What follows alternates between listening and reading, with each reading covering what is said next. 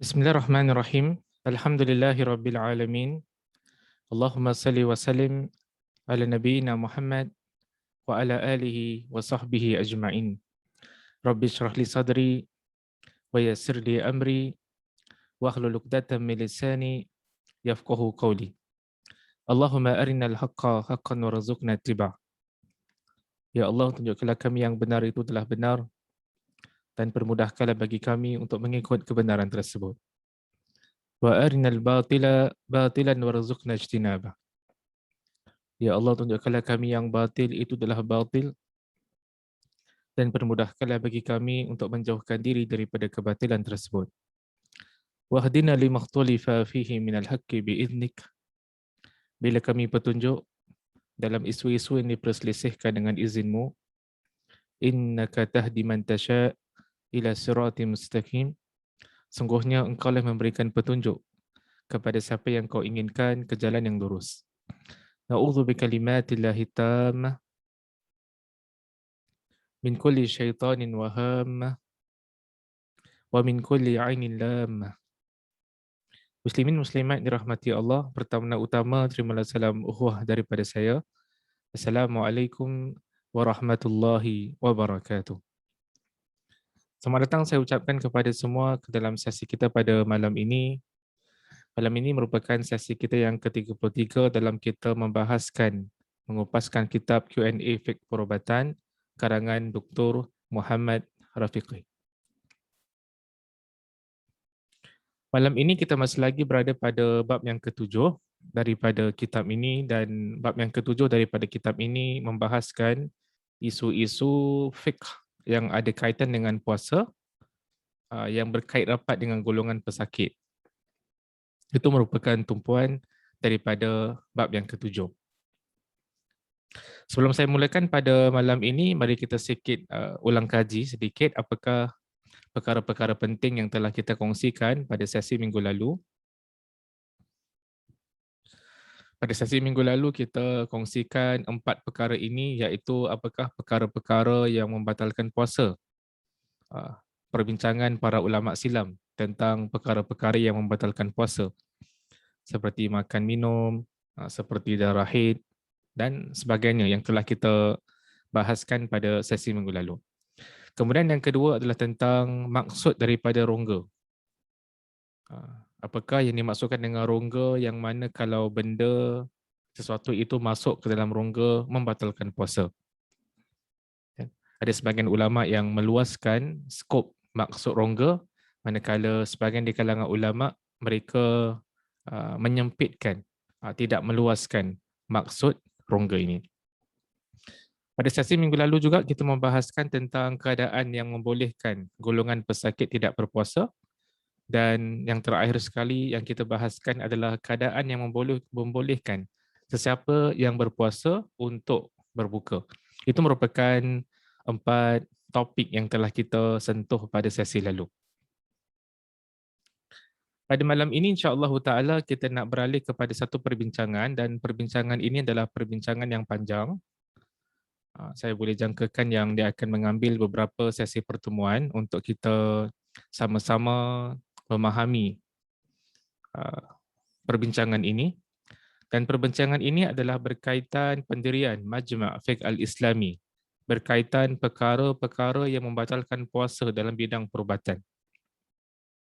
Jadi sang pengarang kitab ini dia menukil ataupun memuatkan pegangan pendirian sebuah badan fatwa yang terkenal di peringkat antarabangsa yang terletak di Jeddah. Nama badan fatwa tersebut adalah Majma' Fiqh Al-Islami, yang mengumpulkan para ulama syariah daripada seluruh dunia. Dari semasa ke semasa, badan ini mereka membincangkan isu-isu semasa, khususnya yang ada kaitan dengan fatwa, khususnya yang ada kaitan dengan fiqh. Jadi Majma' Fiqh Al-Islami, badan fatwa ini mereka pernah bersidang. Mereka memanggil golongan para ulama syariah untuk membahaskan isu-isu semasa yang ada kaitan dengan puasa. Dalam satu resolusi mereka yang panjang, resolution mereka yang panjang, mereka ada menaraikan perkara-perkara yang tidak membatalkan puasa. khususnya yang ada kaitan dengan perubatan. Sebagai contoh kata Majma' Fiqh Al-Islami, penggunaan ubat titis mata, penggunaan ubat titis telinga, penggunaan ear wash, ini semua tidak membatalkan puasa. Penggunaan nasal drop tidak membatalkan puasa, ubat titis hidung. Bahkan kata Majma' Fiqh Al-Islami, penggunaan certain tablet yang diletakkan di bawah lidah, itu pun tidak membatalkan puasa. Sebarang bentuk rawatan yang memasukkan perkara ke dalam alat kelamin wanita, kata Majma' Fiqh Al-Islami, itu tidak membatalkan puasa. Tampal gigi, cabut gigi, cuci gigi, gosok gigi, ini semua tidak membatalkan puasa. Berkomor-komor tidak membatalkan puasa, kata Majma' Fiqh Al-Islami. Semua jenis suntikan ataupun injection tidak membatalkan puasa kecuali suntikan yang disertakan dengan makanan. Kata Majma' Fiqh Al-Islami, penggunaan bantuan gas oksigen bagi golongan pesakit tidak membatalkan puasa. Semua jenis ubat-ubatan yang menyerap dengan sapuan ke atas kulit seperti menggunakan minyak ataupun ointment ataupun krim tidak membatalkan puasa mengikut Majma' Al-Fiqh Al-Islami. Jadi banyak lagi yang dibahaskan oleh Majma' Fiqh Al-Islami tentang perkara-perkara yang tidak membatalkan puasa, dan perkara-perkara ini adalah yang ada kaitan dengan bidang perubatan. Jadi pada malam ini kita nak menganalisa apakah sebahagian perkara-perkara yang menurut Majma' Fiqh Al-Islami tidak membatalkan puasa dan apakah hujah-hujah mereka untuk menyimpulkan bahawa perkara tersebut tidak membatalkan puasa. Mari kita lihat satu persatu. Perbahasan pertama kita pada malam ini adalah penggunaan inhaler dan pil sublingual tidak membatalkan puasa, kata Majma' Fiqh Al-Islami. Orang yang ada penyakit asma, kemudian mereka menggunakan inhaler pada siang hari bulan Ramadan. Ataupun barangkali mereka puasa sunat. Mereka puasa sunat Isnin, puasa hari Isnin, puasa hari Khamis. Kemudian mereka menggunakan inhaler bagi penyakit mereka yang menghadapi penyakit asma. Kata Majma' Fiqh Al-Islami tidak membatalkan puasa. Bahkan kata Majma' Fiqh Al-Islami menggunakan pil sublingual tidak membatalkan puasa, iaitu semacam sejenis tablet yang diletakkan dekat bawah lidah, kan, yang biasanya digunakan oleh heart patients, kan, sejenis pil yang diletakkan di bawah lidah tetapi tidak ditelan, setakat diletak di bawah lidah. Kan ini kebiasaannya digunakan oleh golongan heart patients. Jadi Majma' Fiqh Al-Islami mereka pernah bersidang mengumpulkan para alim ulama, membincangkan tentang penggunaan inhaler, membincangkan tentang penggunaan pil yang diletakkan dekat bawah lidah yang tidak ditelan. Kan ini digunakan oleh sebahagian pesakit, especially the heart patients. Apakah keputusan mereka, pendirian mereka tentang penggunaan inhaler dan pil tersebut? Mereka mengatakan tak batal puasa. Apa hujah mereka? Mereka mengatakan yang dikiaskan kepada berkumur-kumur dan masukkan air ke dalam hidung.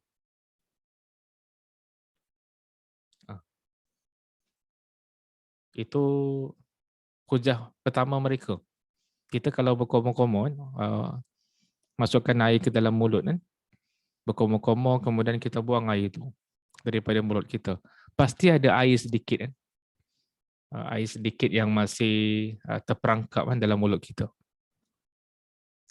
Tapi air yang sedikit itu dimaafkan dalam Islam. Tak batal puasa. Ketika mana pada bulan Ramadan masih disunahkan bagi kita untuk berkumur-kumur ketika mana mengambil wuduk. Sama juga kita bila mengambil wuduk, kita masukkan air ke dalam hidung. Kan? Itu yang dipanggil sebagai istinsyaq. Kemudian kita keluarkan air daripada hidung. Dipanggil sebagai istinsyar. Jadi kata para alim ulama, walaupun berkumur-kumur ni, kalau kita dah buang air tersebut daripada mulut, tapi masih ada sedikit air, kan, yang dalam kuantiti yang terlampau sedikit, yang masih terperangkap dalam mulut kita, maka itu tidak membatalkan puasa. Sama juga dengan penggunaan inhaler ni.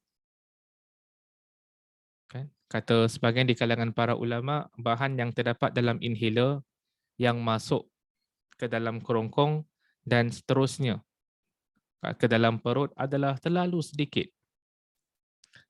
Yang mana jumlah yang sedikit ini dimaafkan. Sama seperti kita berkumur-kumur pada siang hari bulan Ramadan. Kumur-kumur biasa, kan, kalau ada air terperangkap sedikit kat dalam mulut, maka itu tidak membatalkan puasa. Yang kedua, hujah mereka mengatakan tidak batal puasa adalah kerana semburan yang masuk ke dalam perut adalah satu perkara yang diragui. Ini berlaku perbincangan. Orang guna inhaler ni, kan, ada tak benda ataupun bahan yang masuk ke dalam perut? Sampai tak kat perut tu? Kalau sekiranya ada benda yang masuk dalam mulut ni, adakah bahan tersebut dia all the way sampai ke perut? Ataupun dia tak sampai ke perut pun? Ini berlaku perbincangan di kalangan para alim ulama. Ada yang kata sampai, ada kata tak sampai. Jadi masih lagi diragui.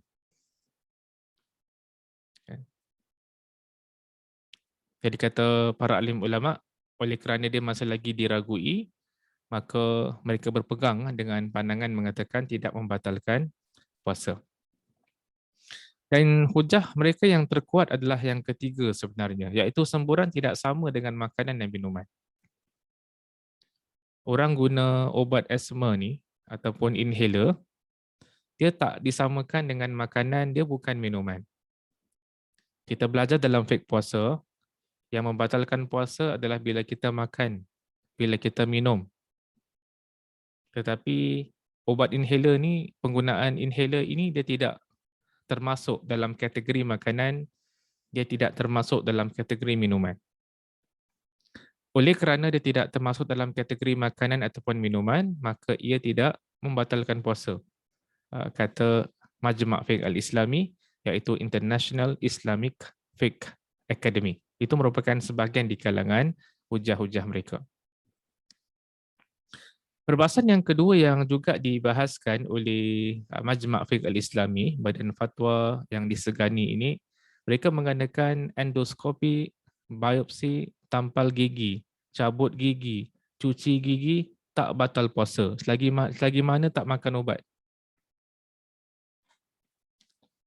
Kalau makan ubat tu lain cerita lah. Kalau makan ubat tu memang batal puasa.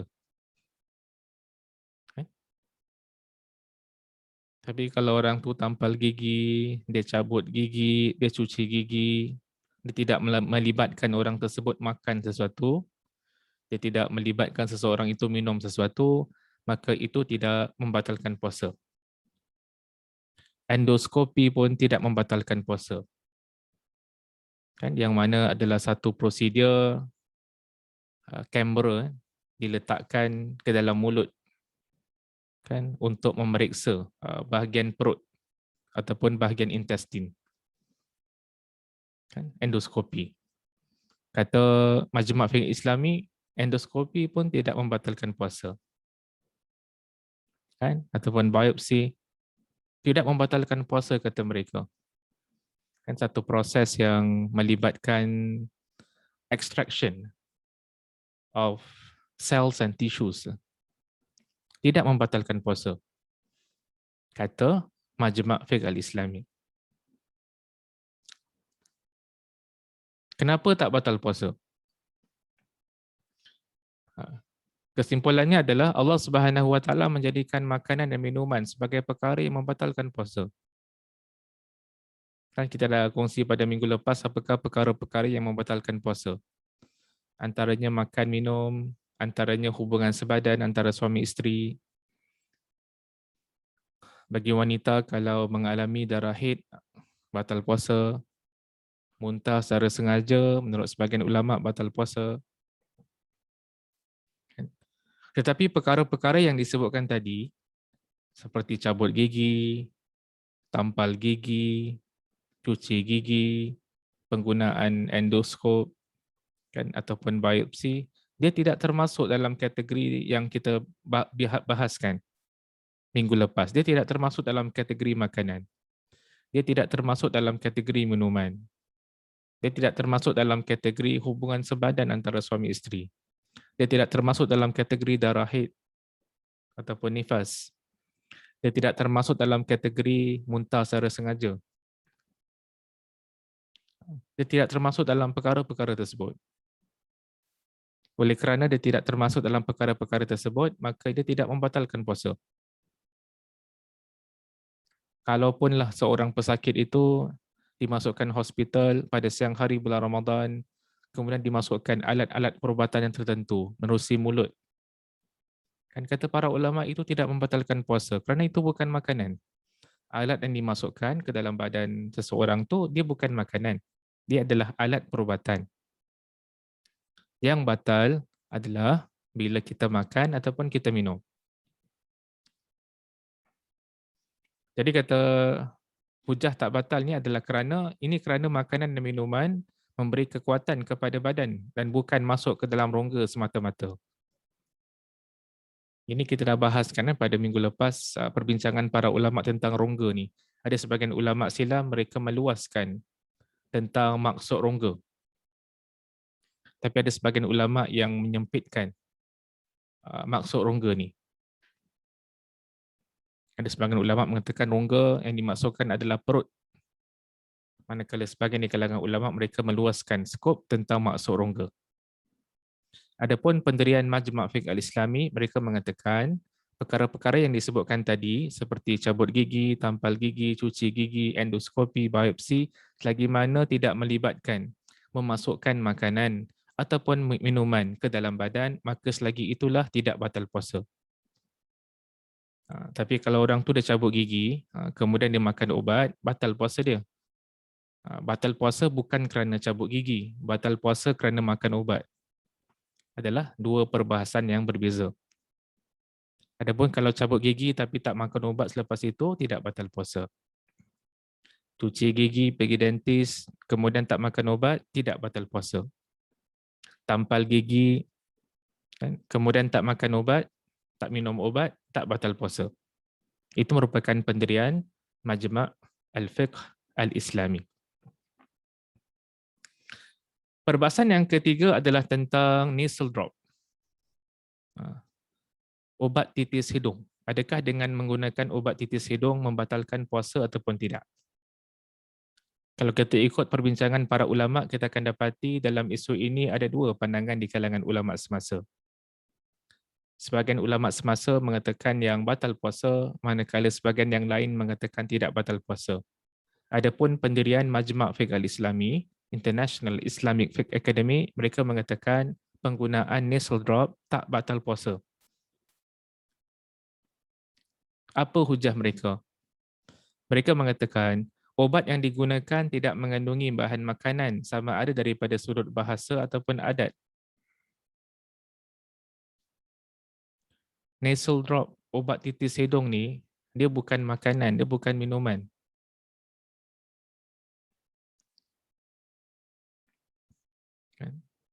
Oleh kerana dia bukan makanan, oleh kerana dia bukan minuman, maka dia tidak membatalkan puasa.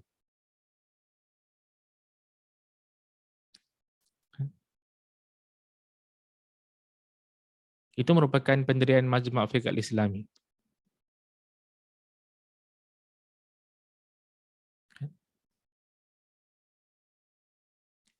Jadi itu merupakan di antara hujah utama yang diketengahkan, disuarakan oleh Majma' Al-Fiqh Al-Islami.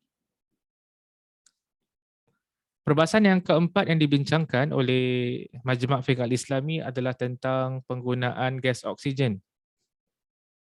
Seorang pesakit, kan, kalau sekiranya dia dipakaikan dengan gas oksigen pada siang hari bulan Ramadan ataupun ketika mana dia sedang puasa sunat contohlah, adakah dengan penggunaan gas oksigen itu membatalkan puasa ataupun tidak?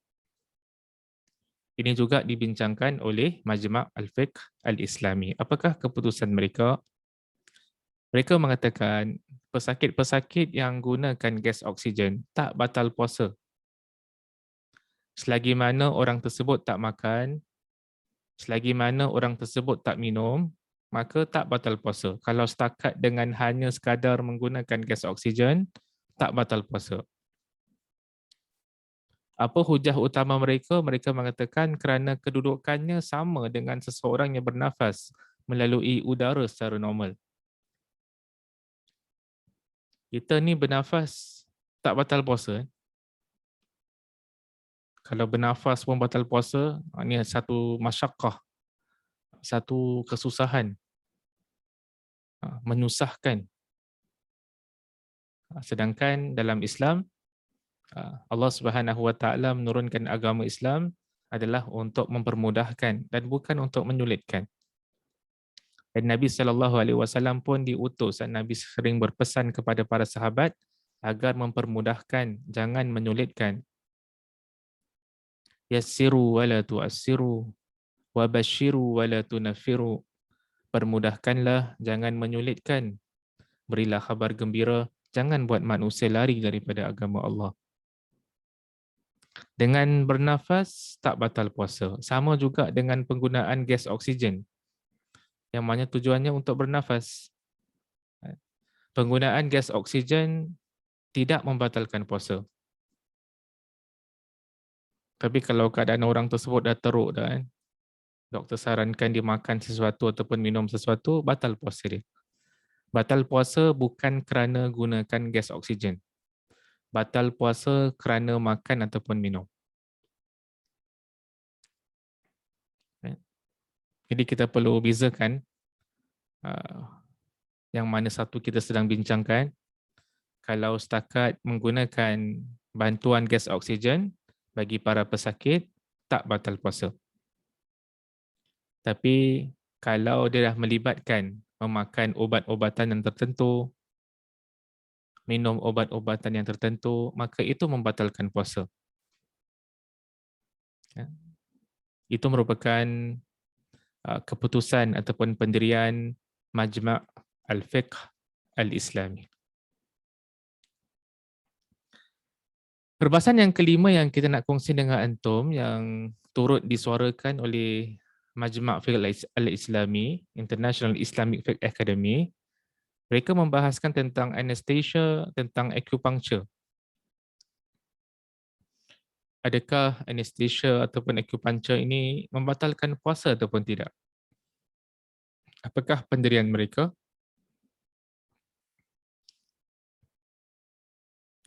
Kata Majma' Al-Fiqh Al-Islami, baik anesthesia ataupun acupuncture tidak membatalkan puasa. Jadi mereka mengatakan yang gas yang masuk ke dalam hidung tidak mengandungi makanan, tidak mengandungi minuman. Oleh kerana dia bukan dalam bentuk makanan, oleh kerana dia bukan dalam bentuk minuman, maka kata Majma' Fiqh Al-Islami, ianya tidak membatalkan puasa. Sama juga kata mereka, bius di kawasan setempat tidak memasukkan apa-apa bahan ke dalam perut. Jadi anesthesia, kata Majma' Fiqh Al-Islami, begitu juga dengan acupuncture, tidak membatalkan puasa. Jadi itu merupakan pendirian Majma' Fiqh Al-Islami tentang beberapa isu yang ada kaitan dengan bidang perubatan, sama ada batal puasa ataupun tidak. Kalau kita mengkaji tulisan para ulama silam, ada sebahagian di kalangan para ulama silam ini begitu meluaskan tentang perkara-perkara yang membatalkan puasa.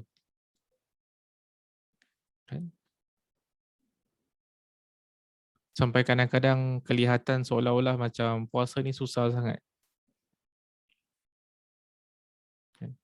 Sedangkan puasa yang diajarkan oleh Nabi SAW adalah sesuatu yang mudah untuk dilakukan.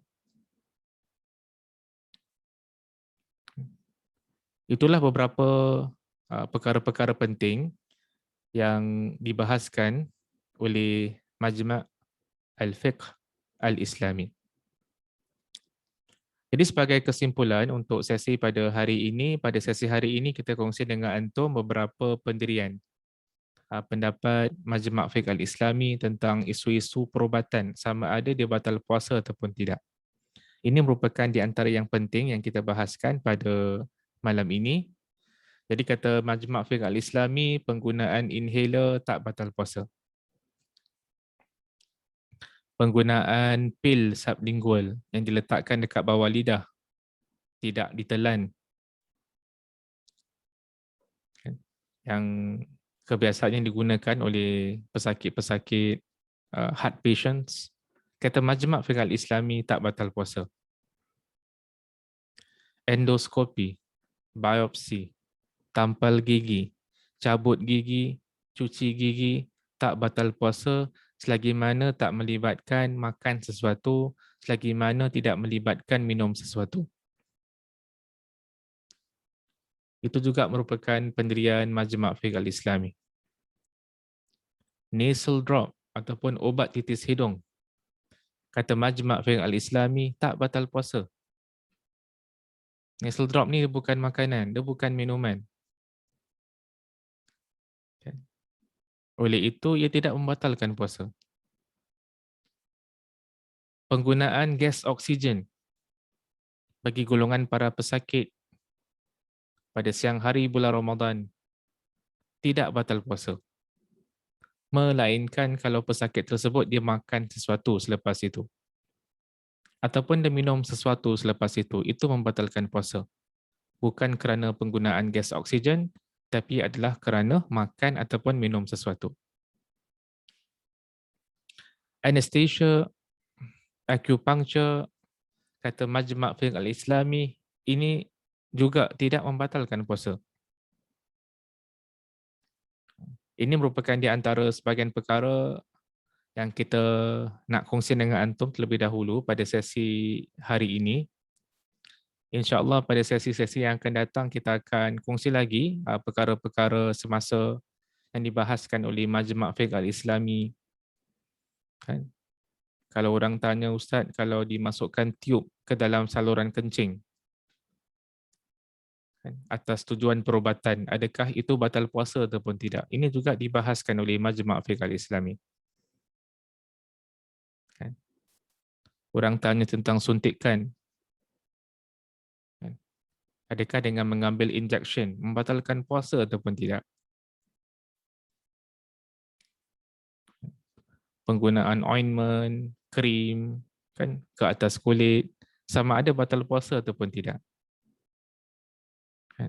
Jadi banyak lagi perkara yang dibahaskan yang kita akan kongsi dengan antum pada sesi-sesi yang akan datang. Pada sesi ini kita berpada terlebih dahulu dengan perkara-perkara yang tertera dekat dalam slide ni, yang mana perkara-perkara ini menurut Majma' Fiqh Al-Islami tidak membatalkan puasa. Itu saja yang saya nak kongsikan pada malam ini. Kalau sekiranya ada kebenaran dalam apa yang saya sampaikan, itu datang daripada Allah Subhanahu Wa Taala. Kalau sekiranya ada kekurangan, kesilapan, kesalahan dalam penyampaian, itu datang daripada diri saya sendiri.